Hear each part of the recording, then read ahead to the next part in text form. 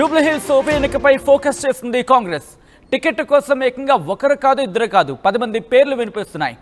రేసులో మొత్తం 10 మంది ఉన్నట్టుగా తెలుస్తోంది. అధిష్టానం దగ్గర ఇప్పటికే పైరవీలు మొదలు పెట్టారు ఆశావహులు. ఆ పేర్లలో మరి ముఖ్యంగా ఆ ఆర్డర్ కనుక గమనిస్తే చాలా ఎక్కువగానే ఉందనే చెప్పుకోవాలి. ఎందుకంటే దాదాపు ఒకరు కాదు ఇద్దరు కాదు ఏకంగా 10 మంది. ఎవరెవరు ఇప్పుడు మాట్లాడుకుందాం. ముందుగా నవీన్ యాదవ్ పేరు వినిపిస్తోంది.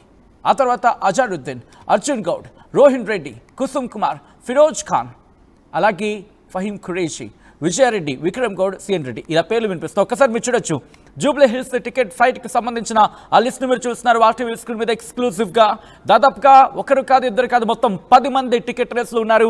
మీరు చూడొచ్చు నవీన్ యాదవ్ సామాజిక వర్గానికి చెందిన నవీన్ యాదవ్ ప్రస్తుతం రేసులో ఉన్నారు. At the same time ticket రేస్కి సంబంధించి మాట్లాడుకున్న సందర్భంలో మాజీ ఎంపీ అజారుద్దీన్ ఉన్నారు, కాంగ్రెస్ నేత అర్జున్ గౌడ్ ఉన్నారు, అలాగే కాంగ్రెస్ నేత రోహిన్ రెడ్డి ఉన్నారు.